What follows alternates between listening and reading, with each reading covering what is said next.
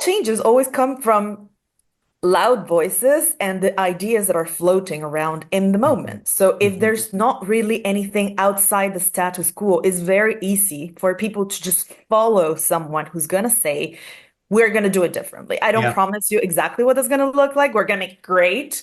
I mean, yeah. that's exactly what Chavez used to say. We're gonna make Venezuela great again, and we're gonna nationalize the oil industry and just gonna, shower oil money all over the place, and we're all gonna be rich. That was the promise. And people who were, going hungry, not making ends meet, they didn't believe in democracy anymore. So they were Yeah. ready for giving up a part of their democratic rights Mm. and whatever in exchange for the possibility of an improvement.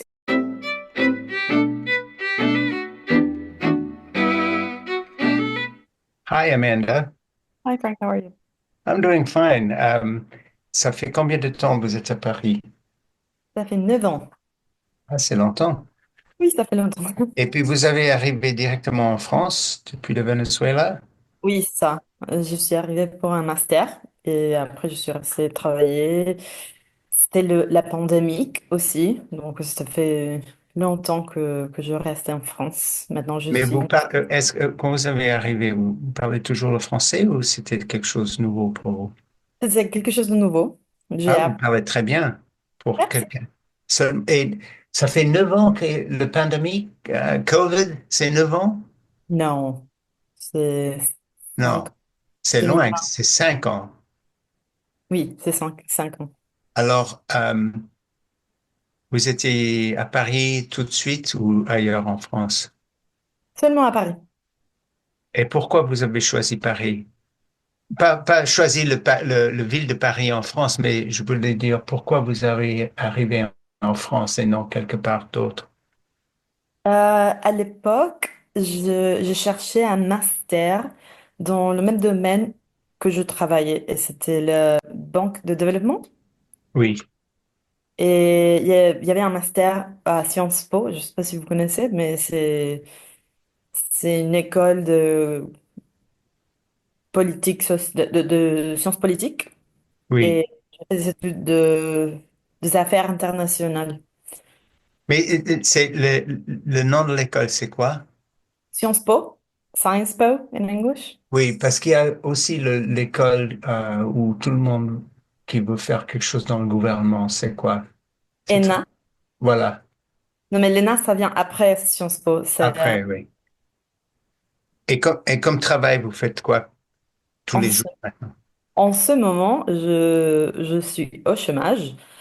Euh, de base, je suis économiste. Oui, parce que dans votre...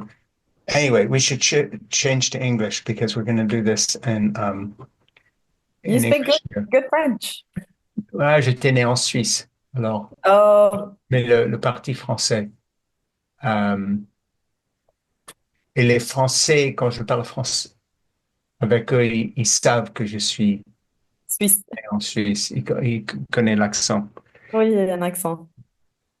Bon, okay. I'm speaking with someone in France, and I'm practicing my French that I don't get to use often enough because I was born in this French-speaking part of Switzerland, so I take advantage of that. Let me introduce you properly. My name is Frank Schaeffer, and this is In Conversation with Frank Schaeffer, and my guest today is Amanda Quintero. And say your last name for me. Aguerrevere. Okay, now say it the way an American would say it. Aguerrevere. Aguerrevere. That's not good. I'll say it the other way. I don't speak, yeah, the Spanish, so Aguerrevere. Okay, so we're just going to go with Amanda, and Amanda is I guess she says Franco-Venezuela. In other words, she's living in France. She's from Venezuela. She's an economist and writer and international business strategist. Amanda has extensive experience in Latin American public policy, global energy markets, and migration. She brings nuanced insight into complex socio-political issues. She's also the author of a book that I have sitting here and we're going to talk about. And here's the cover. Oh, so nice. Talk about it. And the cover is We Said Farewell, Stories of Forced Exile. And I just want to show you something so you know that I actually read it because I have a lot of quotes marked to talk about. See how dog-eared it Oh is? my God. Mm. Yeah, Yeah, so I turned the pages down. Anyway, I finished the book this morning quite early. So I was kind of prepared for this. Let's see if I didn't say anything. Okay, so this is a work of fiction, and there's five stories in there about five different people, but it's all also rather biographical because Amanda um, left Venezuela. I don't know if you were forced to leave. Were you forced to leave? not strictly, more like the circumstances were such that I felt like it was not an option to stay. Oh, yeah, and these stories range from things like that to people who were kidnapped, and there's a lot in between. Okay, so In Conversation with Frank Schaeffer, please subscribe right now on YouTube and to In Conversation with Frank Schaeffer on Spotify and Apple Podcasts, and to my Substack, It Has to Be Said, which is my commentary page at frankschaeffer.substack.com. And so I want to dive in by going right to the end of the book. I was finding a way to introduce this. And I'm going to read actually the epilogue because it kind of sets the whole book up.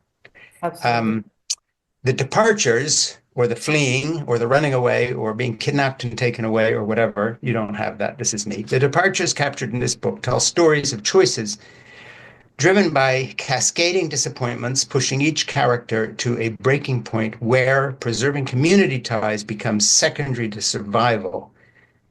In these moments of reckoning, the instinct for self preservation takes over. Enough is enough. Yet leaving home with no intention of returning creates a profound sense of orphanhood. Moving out of the family home is a natural step toward adulthood, usually tempered by the ability to return, to reconnect. But leaving one's country for good, country being the bigger home, is different. It's a disconnection from the community, the land, and the identity that defined us for so long. As maybe I won't say this right, Alejandra, the final voice in this book says, our country of origin intertwines deeply with our sense of self. So the thing is, and I know it's just a passing thing, but I think I read correctly that you translated this yourself from the language you wrote it in. That's right. I wrote it in Spanish first. You wrote it in Spanish. You speak French beautifully for someone who's only been in France for 9 years. You translated this book. Translation's tough. Translation I stuff. recently Yeah. read a really good novel that had been written in German by a Swiss author called Eurotrash by Christian Kracht. And he had his book translated by someone who then won an award for translation, which I didn't know people got awards for translating. And his translator happened to live in Cambridge, Massachusetts, down the road from where I live. But when I was reading this, I felt, I mean, a good translation doesn't read exactly like the language that it's translated into.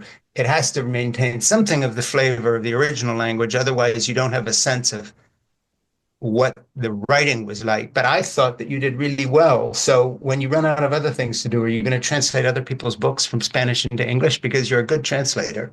Thank you. Well, right now I'm doing my own translation for my second book. I wrote it in English and I'm doing the translation into Spanish. So at the Is moment, that book, by the way, is this book out? Your new book? no, this is the not for sale copy. Oh, okay, It great. will be out on May 5th. And what is that? Just tell me what that book is. Yeah, so this Unfiltered. unfiltered story from the feed to the page, stories of wanderlust. So this is a travel memoir.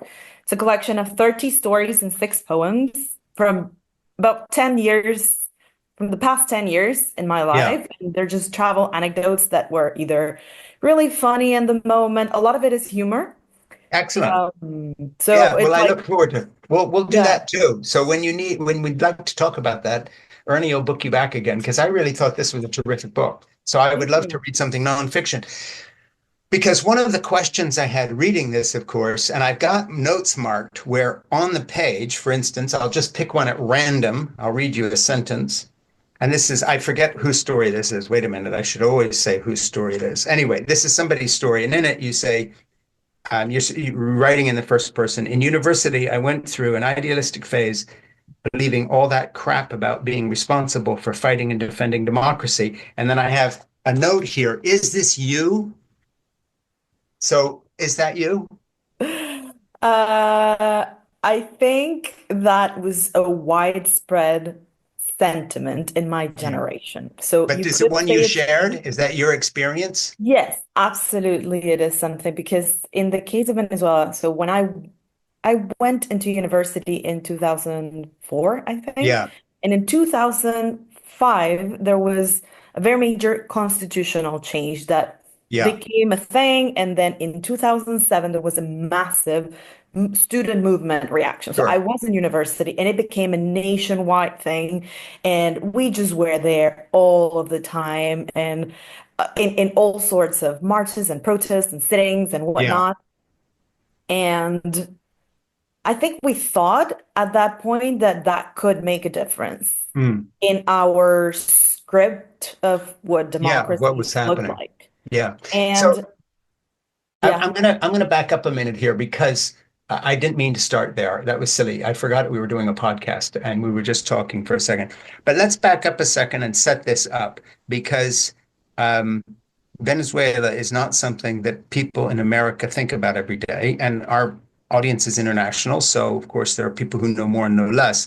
But before we get into the five stories and the bits that I want to read and discuss with you, why don't you give us a thumbnail sketch of the history of Venezuela as it impacted you and tell your story for a minute in terms of, before we get into the fictional stories in the book, tell us a little bit about yourself, as in A, what was happening in Venezuela, who was in power, because I'm hazy on whether something is Maduro or somebody else, um, what happened, why everybody left, the petrostate oil state thing, so go as long or as short as you want on just the whole situation that you fled. thank And you. then let's get into the stories because two reasons. One, I'm interested in you because I'm interested in the book.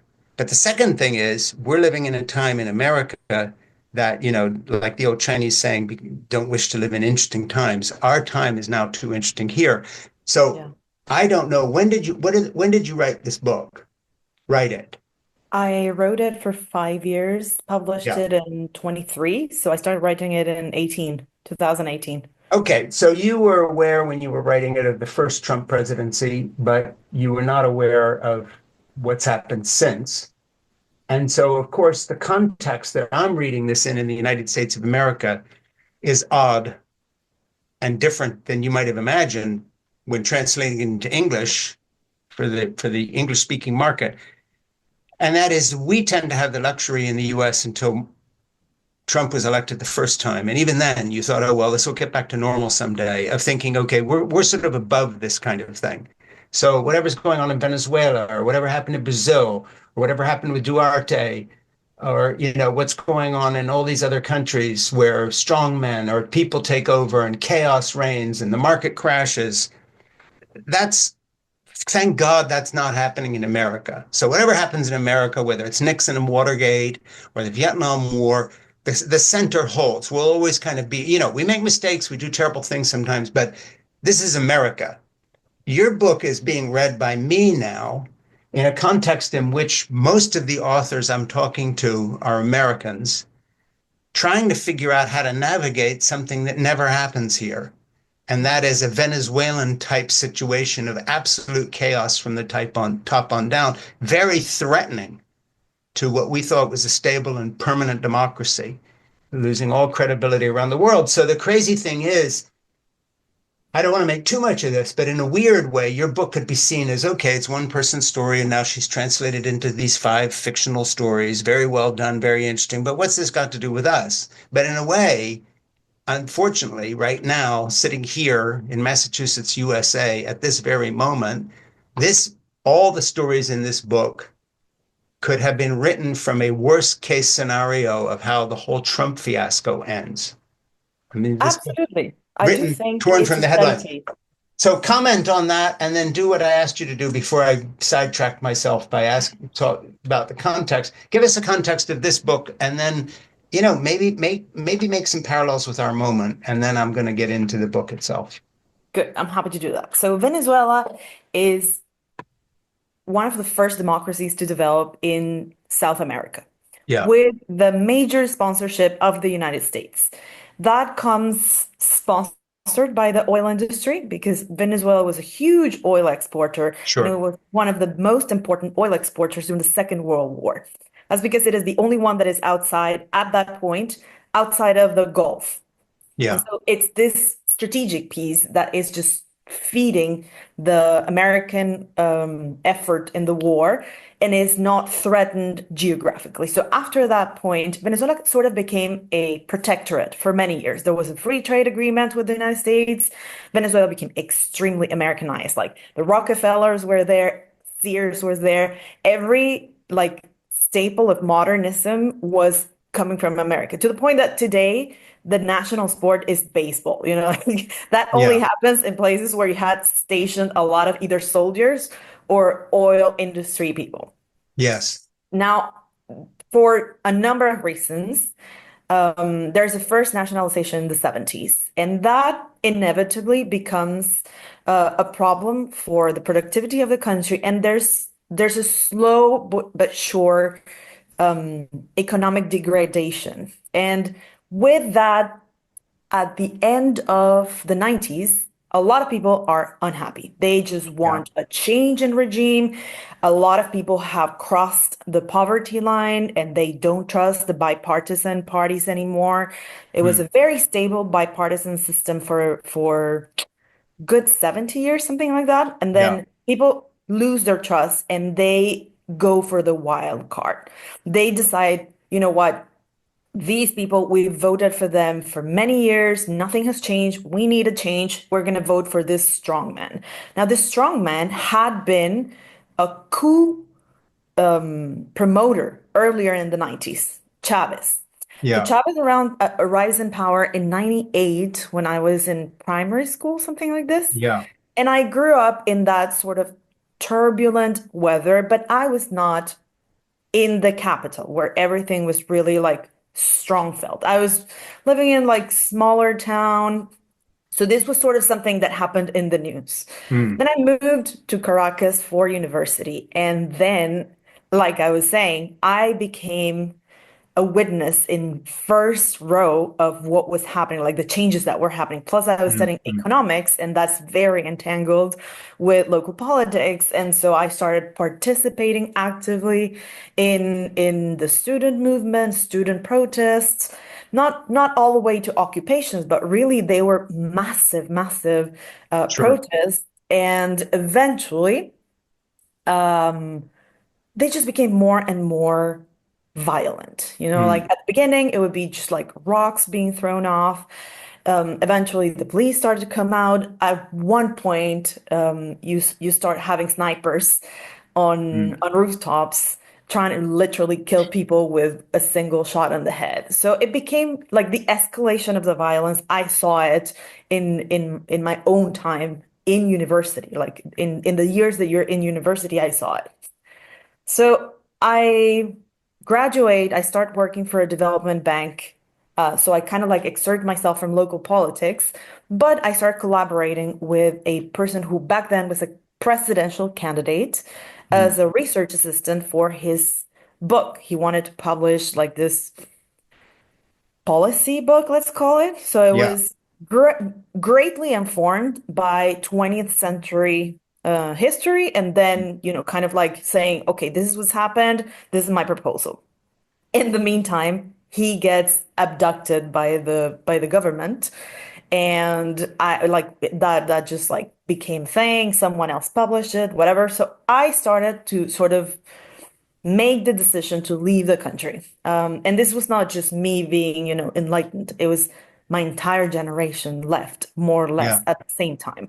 Like I can tell you from every person I ever went to grade school, middle school, high school, university, my first jobs, there are very few people left in the country. So this Mm. was the entire millennial generation left in the span of 10 years. And this Yeah. was at the beginning only like the more elite classes, but then it became completely widespread. In 2016, which is like the major breaking point after Chavez had died, the government defaulted on their external debt, and that is something that really can break down a country. And I think the best way for an international audience to understand it is making a parallel with the fall of the Soviet Union. Yeah. Imagine the fall of the Soviet Union in the 1980s. That's exactly what was happening in an accelerated manner in Venezuela in around 2015, Yeah. 16. So by the time I left, Venezuela, that had always been a very prosperous country, was going through a borderline famine. There was not a famine because people started walking through the border into Colombia, into Brazil. They started taking ships into the Caribbean, taking ships, like literal pirate ships, into Panama and Trinidad and Tobago and all the Antilles. So it was this massive movement. Yeah. Almost eight, like a quarter of the country moved out in about 10 years. Yeah. And I was part of that movement. And so I relocated myself to France. I had the blessing to have enough savings to sort of like anchor myself into a master's and then figure it out from there. So I was doing a master's in international relations with people from all over the world. And I Mm. had a couple of years where this was just a constant conversation. People would tell me like they wanted to know because it's so poorly covered. Sure.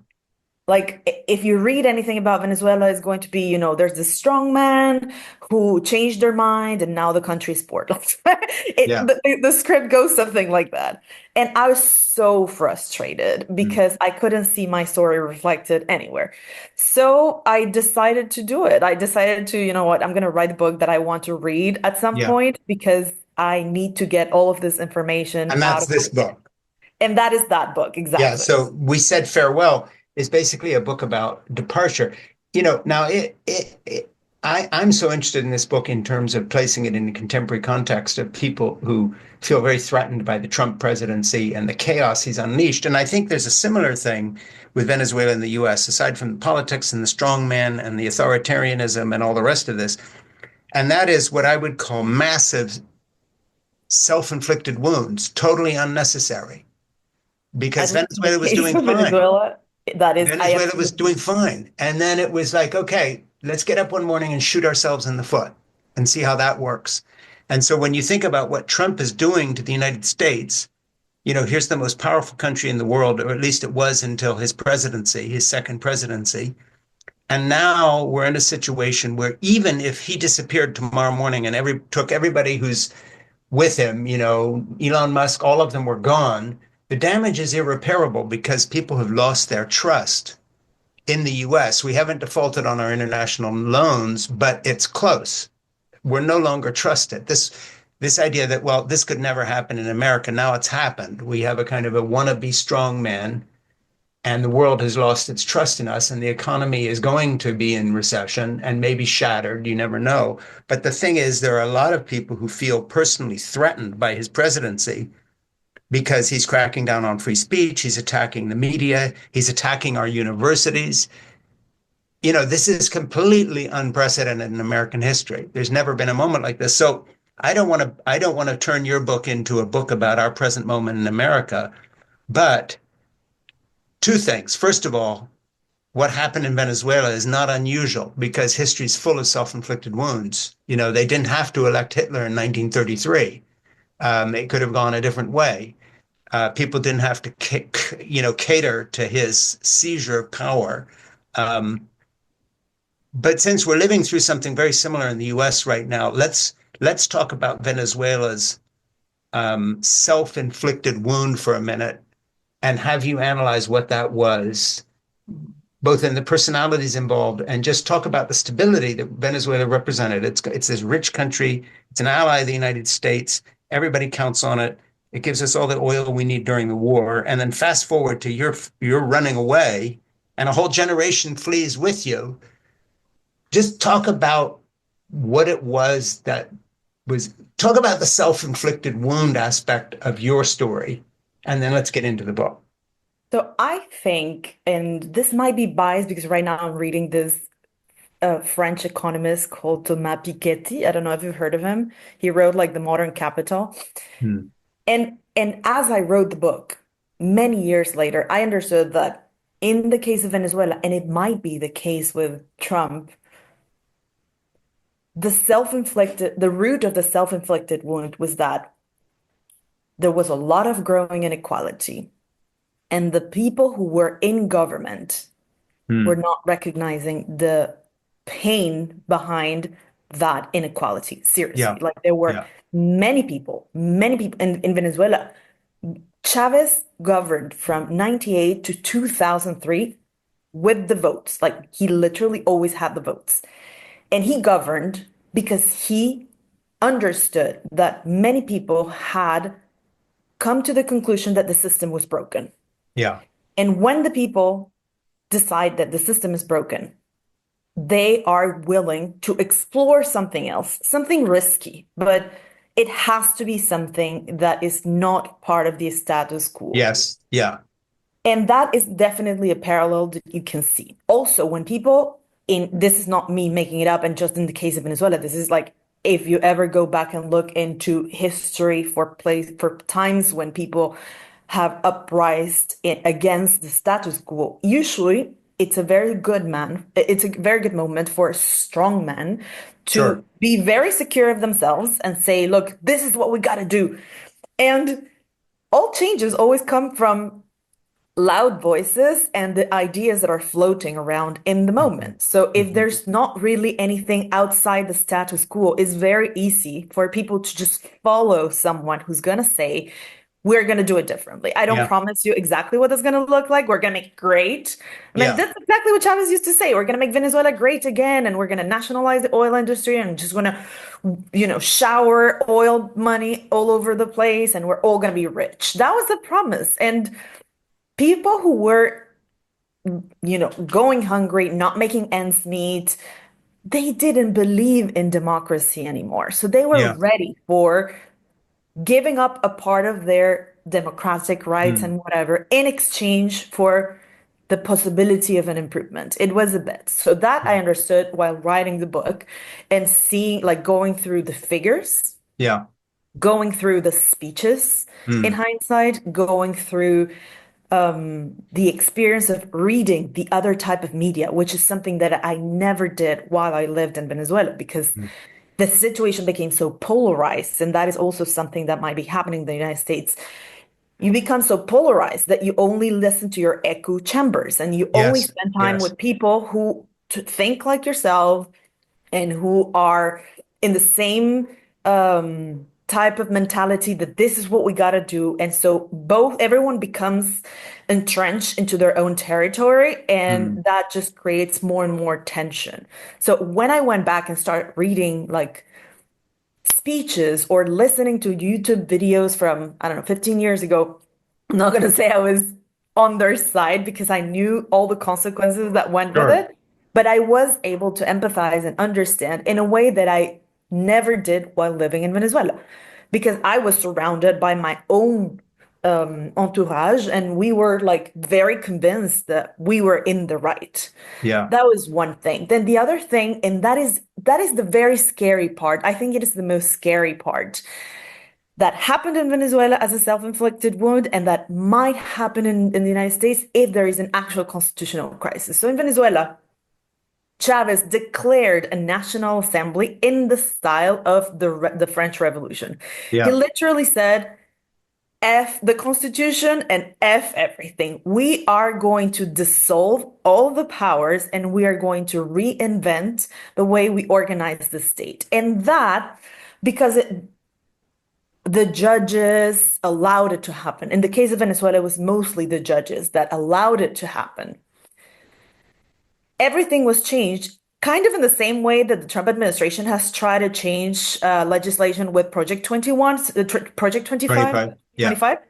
Like they had all these paperworks just like up here and they passed it Hmm. without any conversation, without doing the due diligence, the politics, without convincing people, without looking for consensus, without taking back then in Venezuela we had a system that is more similar to France. It's called like corporate Hmm. corporate democracy, which where you don't have only the executive plus the legislative plus lobbyists. You also had, in the case of Venezuela, very well organized guilds. And he basically killed the guilds. He killed Yeah, the unions. He dismissed the entire business class, and he just passed whatever legislation he wanted by presidential decree. which And is what Trump is doing, by the way. exactly. Trump And so is, eventually but at least in the United States, there are judges that are stepping up with the checks and balances. In the if Trump honors anything they're saying, because correct, in the case of a wrongly deported person, for instance, he hasn't brought him back. correct. So it's a bit of a different system, but that was what happened in Venezuela. The judges stepped back, and the state was like the federal state, the equivalent of the federal state, was reorganized in a way that depended enormously on the figure of the president, a lot more than before. And that lasted while the oil prices were at $150 the barrel. Yeah, And at the moment where there was an economic crisis, that was no longer enough because he was sure, governing by, I don't know, what do you call this? Like, what is trying to be done to the billionaire class in the States, like sure. tax cuts to the rich Yeah. and government contracts to people who were in business who were their favorites and that kind of thing. He was governing with the money. Yeah, exactly the way Trump is. In other words, Elon Musk gets one kind of deal, and if you don't show up at Trump's inauguration and get your picture taken smiling with him, then Correct. he turns against you. And of course, right now he is turning against big American law firms and telling them that if they even represent someone he doesn't like, he's going to make trouble for them. So it's very much a similar pattern. Yeah, it's kind of like the beginning of what we saw. Yeah. Also, like the first story in the book is about a similar experience to Doge. Yeah. It was this special force that was taken first into the oil industry because it was the most strategic one in Venezuela, Sure. but it went all the way through the federal government. It was a purge of of partisan people. They literally told everyone, we are not working with someone who is not on our camp. If you're Yeah. not with me, you are my enemy, and therefore you're not entitled to work for the people. You're not entitled Yeah. to work for the government. So once that was consolidated, because in Venezuela it did happen, and it went all the way, then things started to get stiff in a way in that, or strict in a way in that people understood, like people like me understood that we were never in our lifetime, as long as the presidency was in this party, Sure. we would never have any part in government or government related jobs, in government contracts relate like government contractor Sure. jobs, in anything. For example, my I wanted to be a diplomat, and that went out the window. Yeah. You cannot be a diplomat for a government that is so radical with their support. With just people who love the leader. Correct. And Yeah. in an extremely military way, because Chavez was a Yeah. military person. I mean, I think one of the big differences between Venezuela and, say, North Korea, again, is this self-inflicted wound. And I know I sound like a broken record, but American listeners to my podcast, In Conversation with Frank Schaeffer, have to understand something. And that is, we look at lots of parts of the world as sort of disorganized, and they don't have the money and they don't have the democratic traditions. What happened in Venezuela, it was as unlikely to happen as, say, if it had happened in Switzerland or France or Belgium. This was a country that was very much in the Western alliance, Yeah. and they were friends of the United States, incredibly stable, had a lot of wealth because of oil. It was being properly managed. So let's just cut to the situation as it is today. What's happening in Venezuela right now, and how did it come about? In other words, where is Venezuela as we speak? And then we're going to get into the book. So the second turn after the first self-infliction is, let's bet on this crazy man and let's allow for a constitutional crisis. That was Yeah, self Self-inflicted wound number one, but then self-inflicted wound number two, which was the catastrophic one, which explains where Venezuela is today, is Yeah. the Venezuelan state failed and Yeah. dissolved into a bunch of mafias, like literal mafias, not figurative mafias. They became involved with the FARC and with the drug cartels, and now Yeah. drug cartels that were operating elsewhere in Latin America are operating in Venezuelan territory in this with the sponsorship of the state of the Venezuelan military. Yeah.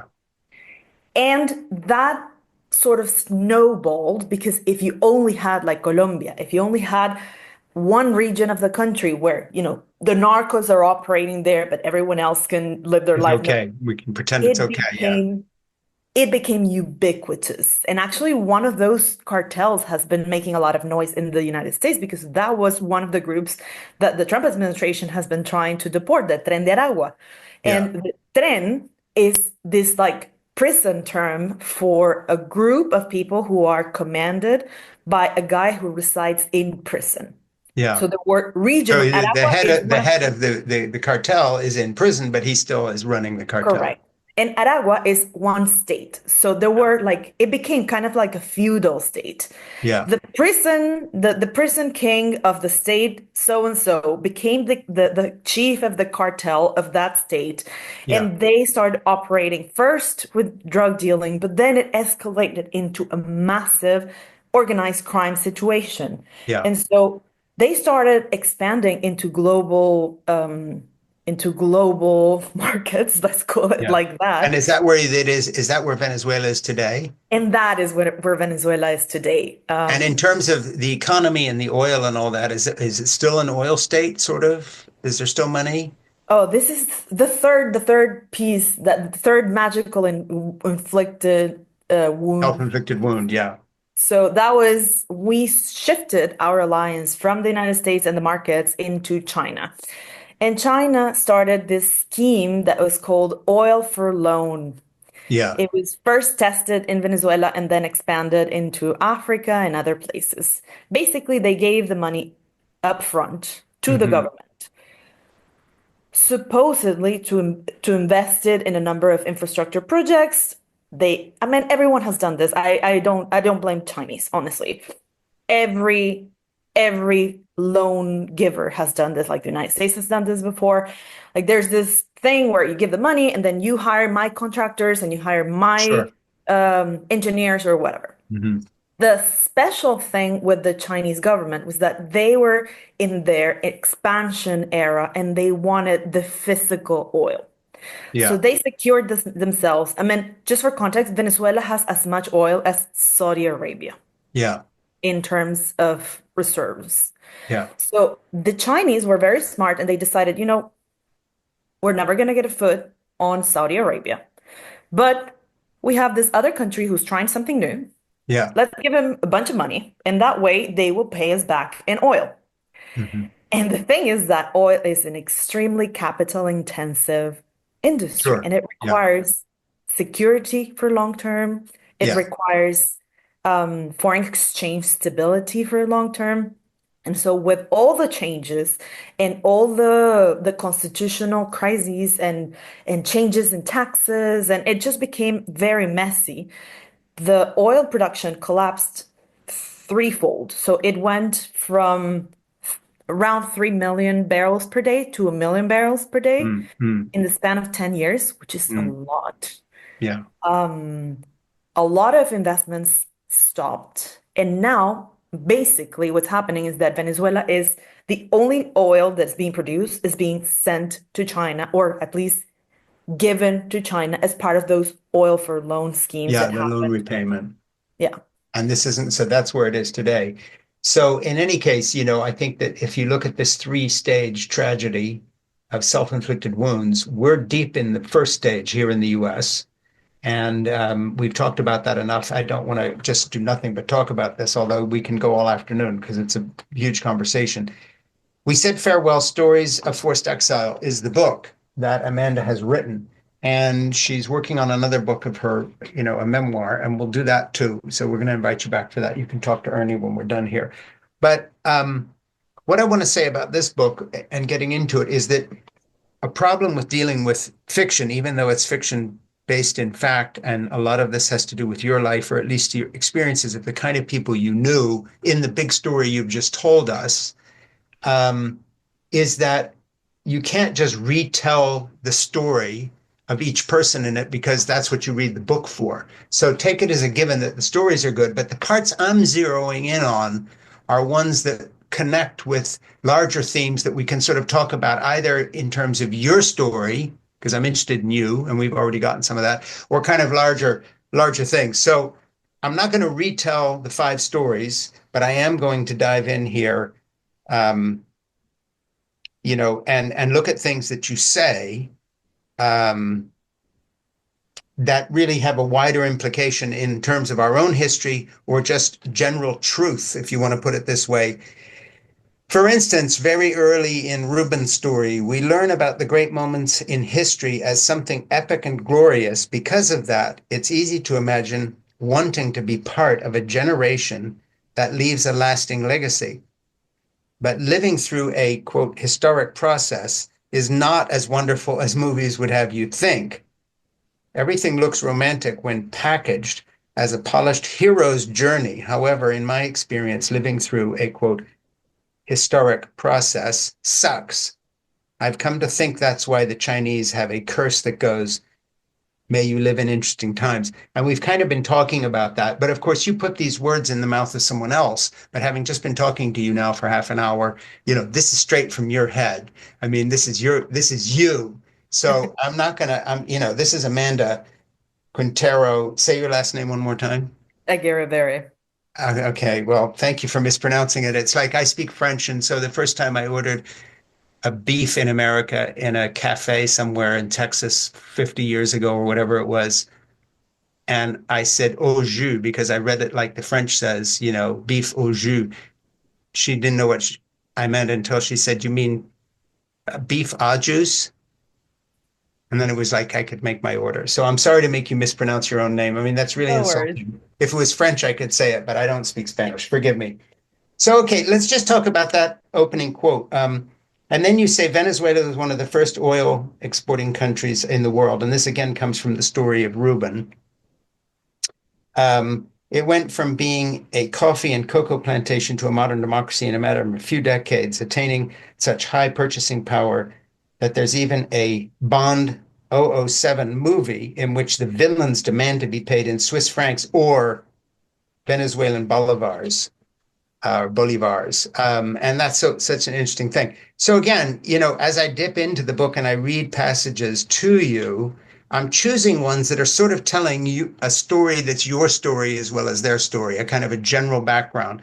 And again, this sort of self-inflicted wound idea. So let me jump to another one,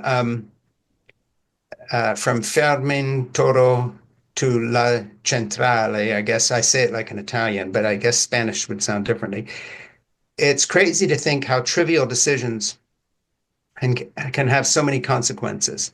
I love that. You could put that as a chapter heading to so many things. I mean, first of all, talk a little bit about the story I just took that quote out of and tell that story a bit, but also, again, what in your own life was a trivial decision that had consequences and or a national trivial decision, like, say, letting Donald Trump run for the Republican nomination that he then won. It's like, oh, it was so funny. Here's this billionaire. Of course, he won't be president. I mean, it was a trivial decision by the Republican Party to allow him to run. Turned out to be pretty serious. So, talk about this trivial decision business in your own life. So the five stories are actually real stories of real people that I Yes, yes. fictionalized.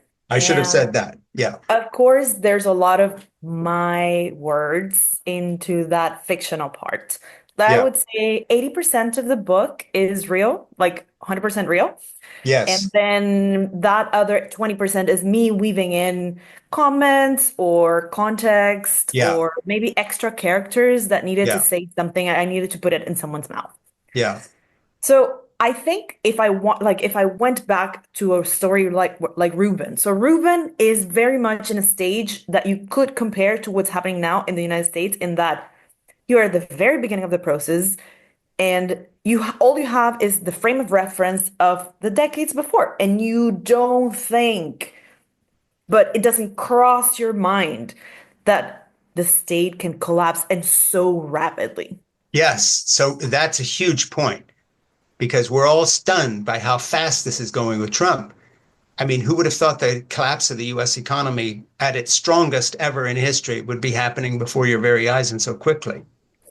And when you are in a situation like that, all you have is your frame of reference. So Yeah, Venezuela was such a stable economy with such a stable coin with like international partners. A lot of South American or Latin American organizations worked from Venezuela because it was the most stable partner in the region. sure. Um, so it was inconceivable to a character like Ruben, who was Yeah, living at the very beginning, maybe 3, 4 years into the Chavez government, to think that because he went and signed a petition to impeach the president, that he was yes. going to have to leave the country as a Yeah. consequence of that trivial fact. Well, Because like these journalists in America who are now being threatened, and Trump is actually having their lives threatened by posting about them.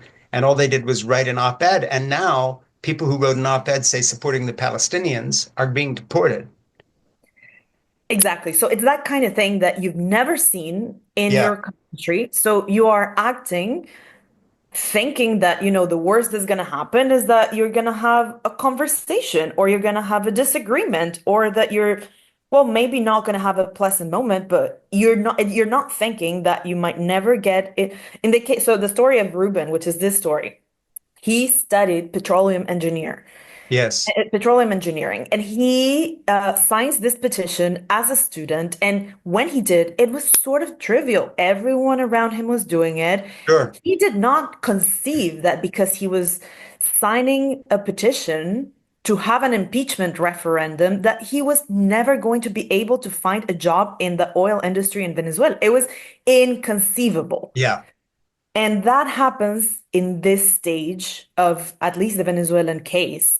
And it's one of especially that first story is full of trivial Well, and things. it's happening exactly now. I mean, and there's no way to avoid this, but when you see the National Health Institute and all these other research projects are being cut to punish universities that Trump doesn't like for their politics, and now cancer research that's on the cusp of a breakthrough is not happening. Well, in Hundreds of that millions of dollars worth of cancer research, um, you know, Alzheimer's research, all the things that Trump's voters are going to suffer from because they're humans like everybody else. 10 years from now, when they're not getting medical treatment, they're going to say, how could you ever have imagined that my vote cost me my life? Well, in the story of that guy, so Ruben, Yeah. it's a series of things that seemed trivial at the time, but they have massive consequences Massive down the line. So, for consequences in his example, life. Yeah. as he is in university, he Yeah. witnesses a major strike in the oil industry. Yeah. And the president himself goes on camera on national TV and fires 20,000 executives from the oil industry. Which actually happened. Of course, yeah, yeah. And True it's story. very similar to the fact that tens of thousands of federal employees are being fired from things like Social Security that we all need. Exactly. And so at the time, you get stuck in having the conversation like this is not possible, this cannot continue, blah blah blah. But it immediately is going to it creates a It path did dependency, continue. Yeah. right? Yeah. So after that, you fired the top most senior people of the oil industry. Then Yeah. they left. Then there were no people to teach the upcoming generation. Yeah. Then there were no people to work in the oil industry. Hence, 10, 12, 15 years later, the industry collapsed, Yeah. absolutely collapsed. And at the time, Yeah. it seemed relatively simple, like, well, you fired a bunch of people. Yeah. Well, they have consequences. Well, and also the expertise goes with them. And the oil industry is very basic when it comes to science, expertise, engineering. You can't replace these people. And You and with can't. Trump firing all the people at our agencies, whether it's the Internal Revenue Service, how are we going to collect taxes? Social Security, you can't get answers anymore. He's fired all the people that know how to run the system. The other part that's very scary that happens in this story and that seemed a little trivial at the point, and you could compare with the Trump administration right now, for example, is something like Pete Hegseth being appointed to the Pentagon. That Yeah, started to happen in Venezuela. You had these nobodies that were just someone from some channel or someone from the radio or someone from, like his cousin or whatever, appointed to this very important government yeah. positions, and that has consequences Well, and not because only did this happen with Pete his in the Pentagon, but this is his whole pattern. There's nobody qualified in there. It's all just people who like him. and one thing that you would think is, well, we can endure one administration. But one Yeah, thing that we saw happen in Venezuela is that if they persist and they become the head of these organizations, you might see a talent drain. People who work for these people and they are not happy with that situation, they will go somewhere else. And once there is an exodus of talent out of government, if it lasts long enough, it is a way to hollow the government and hollow yeah. that expertise. Yeah, and it's weird because in America we have this overlapping agenda where the conservatives and the right wing have always thought the U.S. government is too big, but already, for instance, the Wall Street Journal, that's a Rupert Murdoch paper, and very much on the Republican and conservative, the government's too big, it wastes money, let's put it in private hands. They're now regretting it and have turned completely against Trump and saying he's hollowing our country out and our economy is going to collapse. There's a quote here where I wrote above it, you can see in the book, I wrote Trump right because I wanted to read this to you. However, Chavez never had leftist or right wing convictions. His convictions were whatever suited him at the moment. He spoke of social justice when it suited him, but on issues like strikes and protests, his inner right wing military man came out. In other words, I just want to read that again. Chavez never had leftist or right wing convictions. His convictions were whatever suited him at the moment. I mean, that's the exact character of Donald Trump. And I think of a lot of strong men, it's when you, for instance, look at Hitler, a lot of what he had was a socialist program of nationalizing state agencies in Germany. And, he wasn't right wing in that sense. He wasn't about free enterprise. It's very hard to pin down what his ideology was because it's always about him. It's what he got up in the morning thinking about, whatever happened that day. And the bone I have to pick there is not with the strongman or president, Right. is with the media and the way they report it, because they Yeah. do immense damage by reducing it to one corner and immediately alienating and ostracizing another part of the population just because you put a label on it. Yes. Now in Venezuela, it is a sin to mention the left. Like Mm. after the experience of living through the Chavez era, Yeah. any Venezuelan that you see abroad is as right wing as they get for the most part, just out of trauma, out of Mm-hmm. listening to so many journalists say that those were socialist measures and left wing policies. They were not. If you tear them apart and you look at what was happening, they were not left wing. Right. However, the media, the lazy journalists, Yeah. labeled it like that and did enormous damage to the conversation. Yeah. Yeah. And basically what they couldn't deal with was to honestly expose the kind of random personality infused policy, if you want to call it that way, of this of Chavez in the same way that we're calling Trump a conservative and Project 2025, and he's in with the Roman Catholics, but it only as it suits him on that particular issue. He has no Of ideology course. and that never has. It's just about him. And another place where I've written Trump in the margin here, from the beginning of the 20th century, whoever ruled in Miraflor had the keys to the oil industry and governed by distributing oil revenues to the different sectors of society, hence creating social peace by way of buying loyalties. And that's exactly, again, what is happening. It's not creating social peace, but Trump is buying loyalties. And so he bought Elon Musk and he's bought the people who run Meta and Amazon. These billionaires all showed up at his swearing in, and they're okay. You know, Elon Musk will still be able to run his space program as long as the economy doesn't collapse completely. Um, but if you're outside of that group, you're completely out of luck, not just for government contracts, but you're going to be pushed to the margin. So Yeah. that's There's a part of it. guy, there's a guy who used to be a trader at Citibank who's now running a YouTube channel called Gary Economics. Yeah. He's British. I highly recommend it for that kind of conversation because he does a great job at pointing the mass consequences, the consequences for the majority of billionaires ruling our day and age. Hmm. Hey, speaking of which, one of the things I always ask our guests to do is after I say goodbye, which I'm not saying because I want to keep talking for quite a long time here with you, but when I do, please stay on because give my producer Ernie Gregg that name and anybody else you think we ought to be talking to because we find some of our best guests by having somebody recommend them to us. So stick around and talk to Ernie and also talk to him about things, how we can help promote you and also to book you to talk about your new book. Speaking of which, this is Frank Schaeffer. This is In Conversation with Frank Schaeffer. We also have a book club called It Has to Be Read that sort of goes with my commentary page, It Has to Be Said. And we would like to make your book one of our book club offerings in July. Thank you. So we will do that. Fantastic. And Ernie and you can talk about that as well. So I want to read something from Alberto and the kidnapping in Costa 905. At the beginning, you say, I usually never talk about the time when I was kidnapped, only if someone mentions that I was, at which point there's nothing else to do. I have to tell the story, but I always do it as quickly as possible and with the least amount of detail necessary. It pisses me off because people get all shocked and ask for more details, especially those who have never been exposed to real life kidnappings. For a moment, they forget that this is something you've lived through and you are not, and you are transformed into a source of entertainment for them. It's a great opening paragraph or two there, but in addition to which, just set up this story of Alberto in terms of what was happening in Venezuela with some of these kidnappings and why you included this story.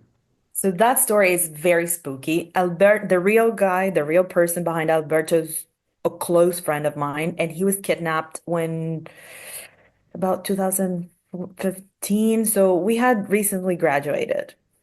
It in this state failure that I was mentioning earlier, one of the first things that we start seeing was the rise of kidnap for ransom.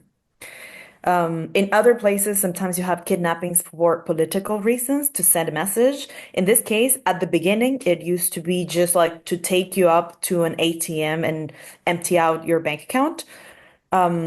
As the currency became less and less valuable, it became more of a negotiation in US dollars.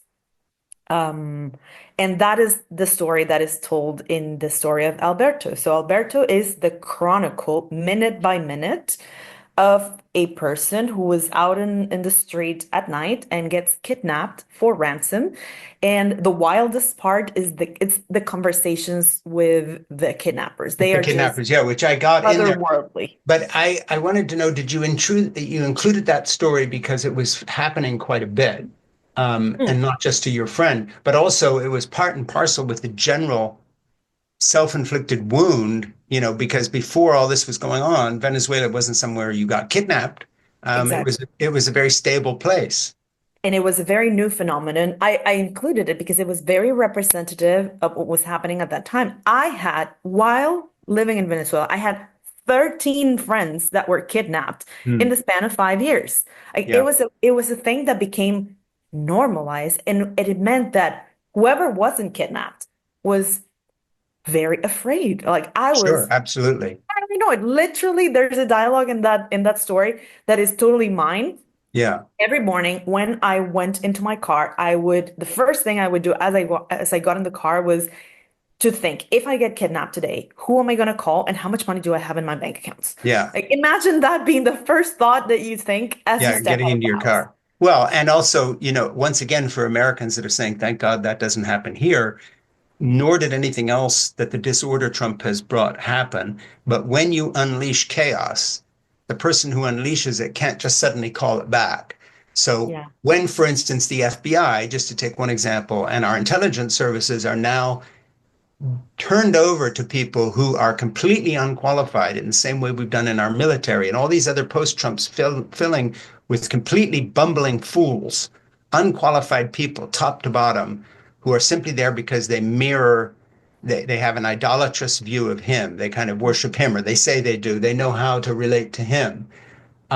Who knows what happens because law enforcement is being hollowed out in the United States as well. Our top Yeah. agencies are no longer serious agencies. They're now in the hands of idiots. Not only that, in that specific case, there's also a narrative that is trying to portray that in the case of Venezuela, Yeah.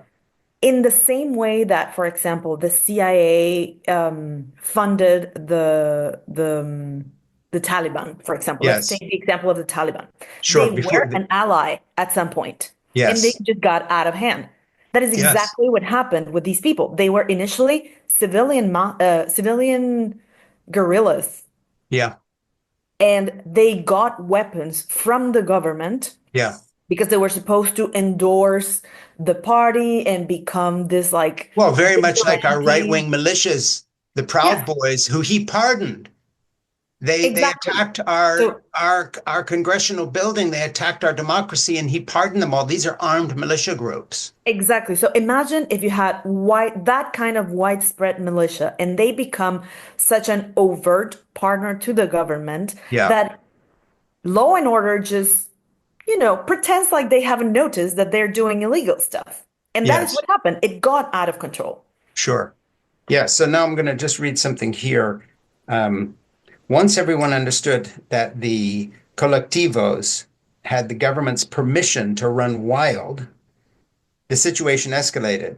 As long as they were with Chavez, colectivos knew that the government wasn't going to impose order in the prison situation, and above all, impunity before justice, because by that time, practically all judges who were not openly bending to Chavez's demands had been removed from office, or in this country, people have been appointed to begin with because they were sycophant worshippers of Trump.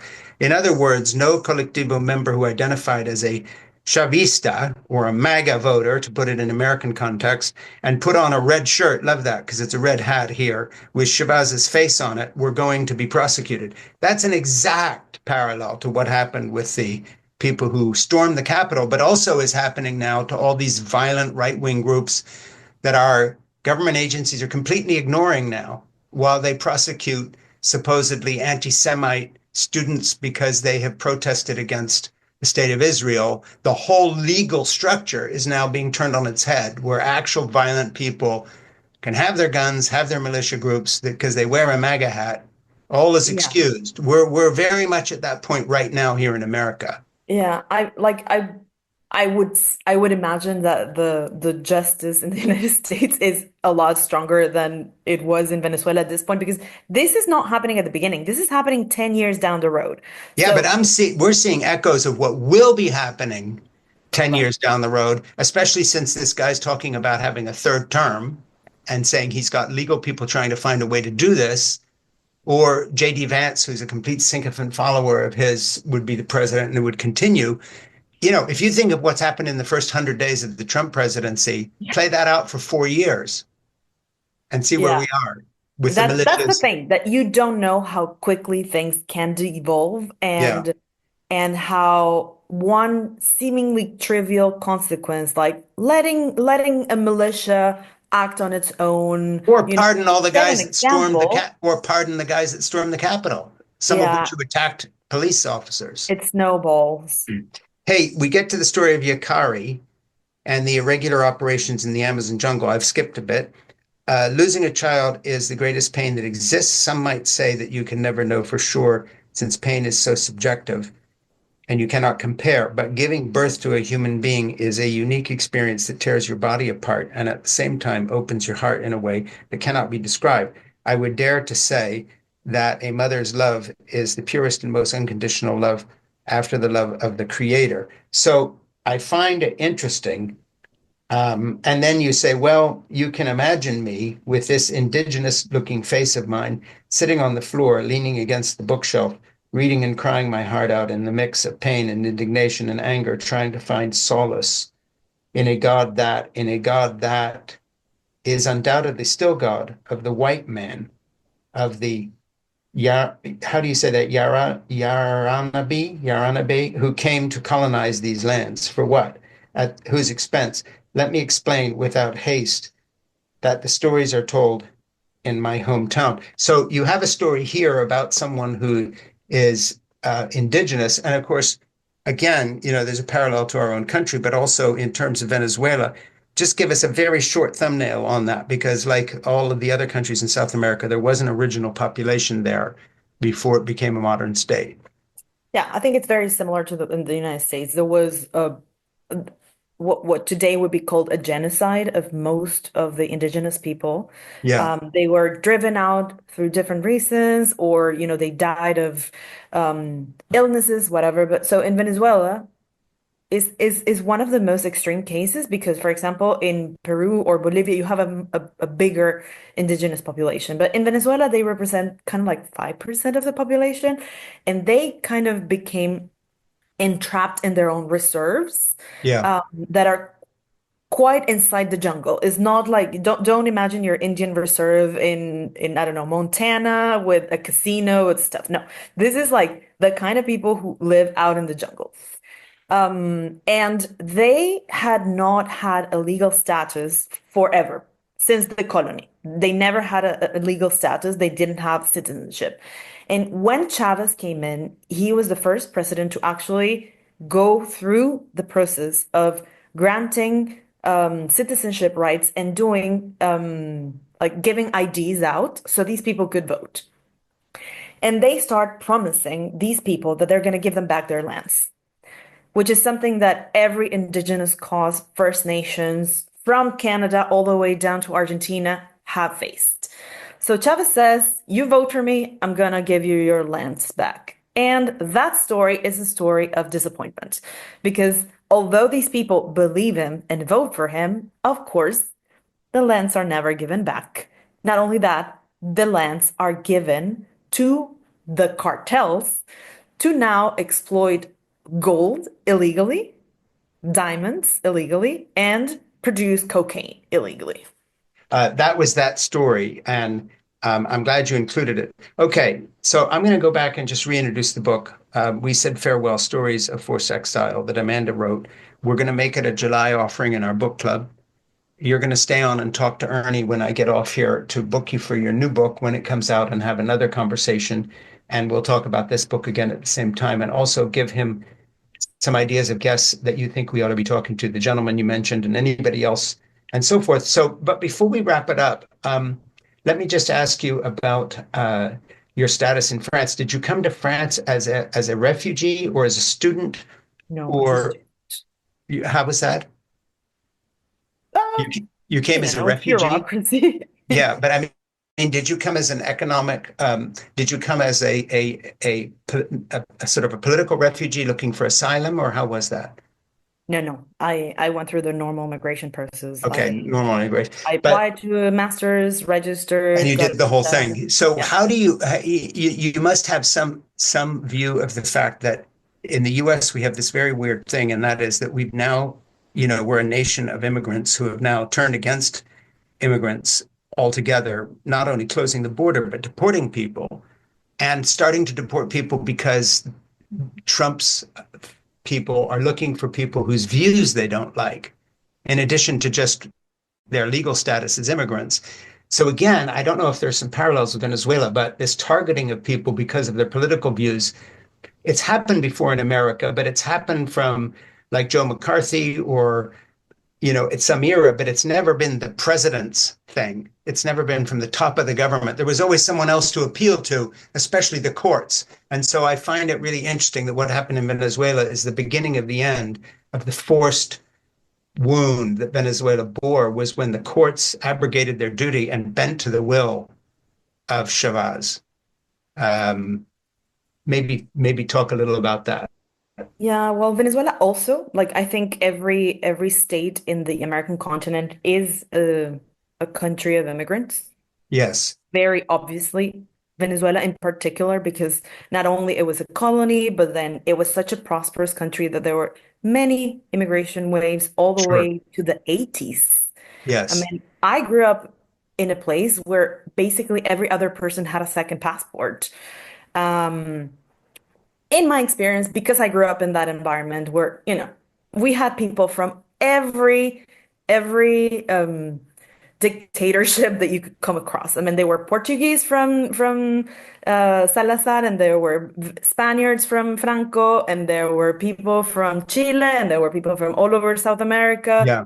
So I grew up with a lot of foreigners around, and they were never a problem until the economy started going down, honestly. So Yeah. I always like my position is that immigrants, and later on, as an immigrant myself, I have the conviction that immigrants are only a problem when the economy is not going well and you're looking for a scapegoat to target.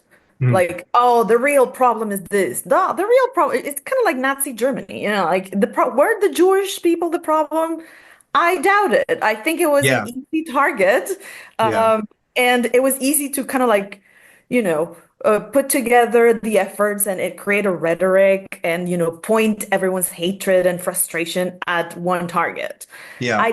That is my opinion On the immigration thing. on Yeah. the deportation part Yeah, and the whole deportation part. And of course, now it's becoming ideological because the people getting deported are part of an immigrant community, but there's a whole other group that the government is targeting and targeting universities that they're studying in revenge for views we don't like, which is a whole new thing. This is very, I mean, literally, you can say this is un-American in terms of our tradition of free speech and so forth. Um, so, yeah, you were going to say something. No, I was going to say that it's happened, like it happened in Venezuela and it's happened in every strongman political regime. The universities are always very liberal places. Yeah, And they always become this problem for a government that thrives in misinformation. I think that's yeah. that's something new.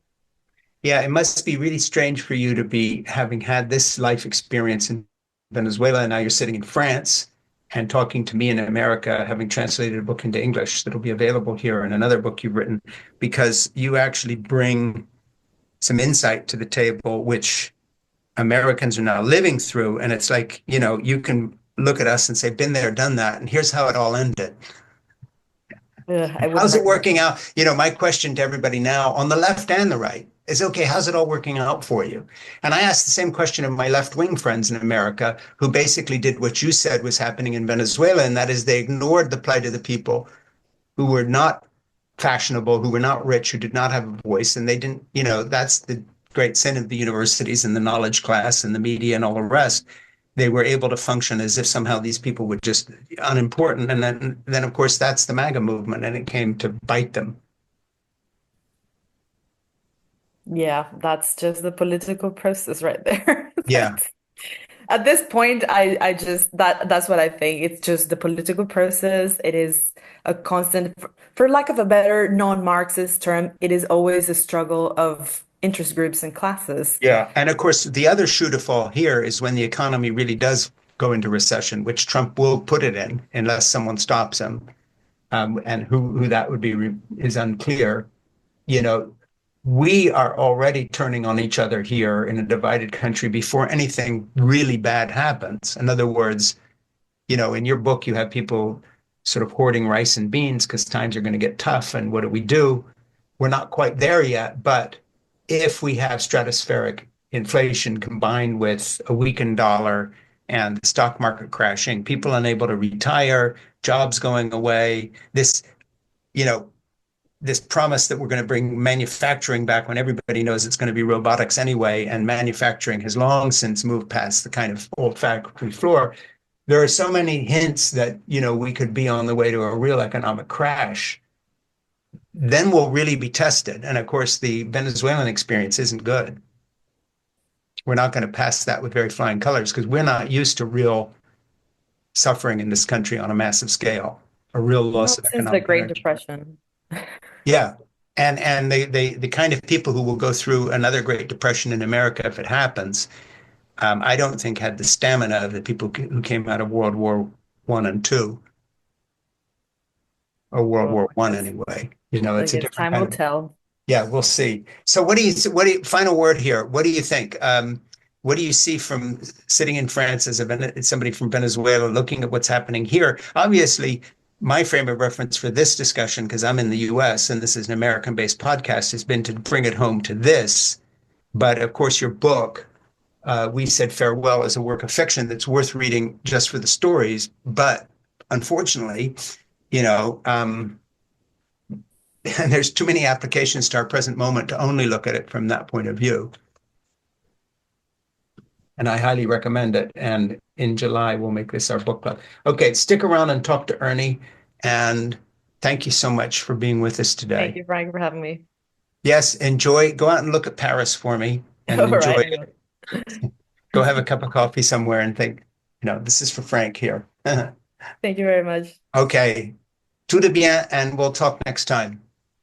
À la prochaine. À la prochaine, and reste avec nous pour un moment, parler avec Ernie, s'il vous plaît. Au revoir.